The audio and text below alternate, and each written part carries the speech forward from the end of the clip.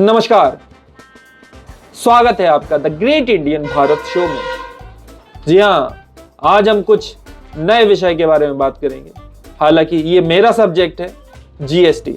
जी हाँ, जीएसटी में अभी हाल ही में एक नया फीचर लॉन्च किया है गवर्नमेंट के द्वारा, IMS, इनवॉइस मैनेजमेंट सिस्टम। जी हाँ, इनवॉइस मैनेजमेंट सिस्टम में अभी फिलहाल नया लॉन्चिंग है, जिस वजह से सभी टैक्स पेयर्स को थोड़ा सा परेशानी का सामना करना पड़ रहा है। इसी की समस्या का निदान करने के लिए हम आज एक आपको IMS के बारे में ब्रीफ रिव्यू देंगे और उससे जुड़ी सारी समस्याएं आपकी सॉल्व हो जाएंगी। जी हाँ, चलिए शुरू करते हैं। जी हाँ, IMS को सबसे पहले तो IMS को खोलने के लिए बेसिकली IMS का आप कॉन्सेप्ट समझ लीजिए। IMS का कॉन्सेप्ट है आपके जो भी इनवॉइसेस हैं, जो to be auto draft generate होती थी, तो उसको सरकार ने एक ऐसा टूल आपको दिया है जहां पे आप इनवॉइसेस को चेक कर सकते हो, आप उसको एक्सेप्ट कर सकते हो, पेंडिंग रख सकते हो या फिर उसको आप रिजेक्ट कर सकते हो। ये सारी फैसिलिटी आपको मिल जाती है। उसका मकसद यही है कि आपका जो अकाउंट्स है वो बिल्कुल सिस्टमेटिक वे में काम करें, ना कि आपको घबराया जाए। हालांकि गवर्नमेंट ने इस टूल को मैंडेटरी नहीं किया है, इस टूल की उन्होंने एडवाइजरी जारी की थी जिसमें उन्होंने बोला था कि ये मैंडेटरी नहीं है।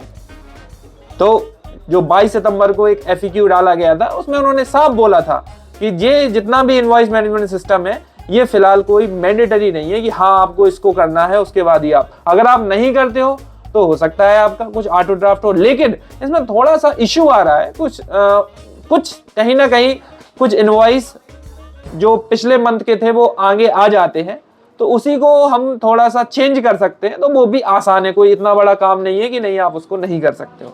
तो चलिए उसी का ब्रीफ इंट्रोडक्शन, IMS की हम जानकारी लेते हैं, IMS को कैसे हम इसका इस्तेमाल करते हैं।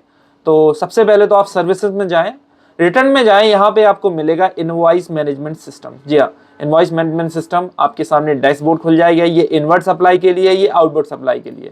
तो इनवर्ट सप्लाई को सबसे पहले आपके सामने ये कॉस्ट कॉलम आ जाएंगे जिसमें B2B invoice amendment, debit note amendment, credit note amendment, eco invoice amendment, ये सभी प्रकार के इनवॉइसेस हैं।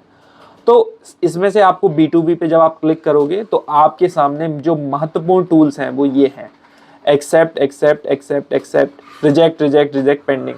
तो इसको आपको एक एक करके इनको इस तरीके से क्लिक कर लेना है और देन आप सेव कर दोगे इसको। हालांकि मैं इसको नहीं करूंगा क्योंकि ये क्वार्टरली है और जो क्वार्टरली के लिए अभी फिलहाल ये एप्लीकेबल नहीं है। उन्होंने एडवाइजरी में कहा है कि अक्टूबर से दिसंबर के क्वार्टर में आपका क्वार्टरली वाला काम करेगा। अभी फिलहाल ये मंथली वालों के लिए उन्होंने रखा है कि आप इसको चेक कर लें। एक फैसिलिटी है, ना कि कोई रिकमेंडेड टूल है कि नहीं आपको इसी में करना है। अगर आपका डेटा सही आ रहा है और बिल्कुल 100% श्योर हो कि ये हमारा 2B 100% करेक्ट है, तो आप उसको बिल्कुल फाइल करिए। अगर लगता है कि हाँ कुछ उसमें एरर्स हैं, कुछ उसमें ऐसे इनवॉइसेस आ रहे हैं जो हमारे उसमें नहीं आने चाहिए, जो हम पहले ही उनका क्रेडिट ले चुके हैं, तो देन आप IMS का इस्तेमाल करके आप उसको प्रॉपर वे पे कर सकते हो। तो ये चीज़ थी, आप इसको सेव कर लीजिए। सेव करने के बाद आप इसको, एक आपके सामने वार्निंग आएगी कि are you shape to action this, तो प्रोसीड कर दीजिए और देन आप इसको बैक टू समरी आप देखेंगे। कुछ ही देर में एक बैक टू समरी का आएगा। तो ये जो इनवॉइसेस थे ये 4 यहाँ पे हमारे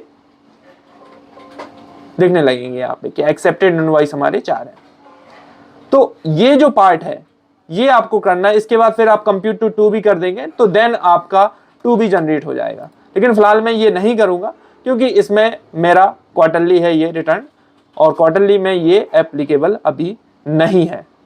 तो ये था एक IMS का शॉर्ट रिव्यू जो आपको हालांकि समझ में आया होगा।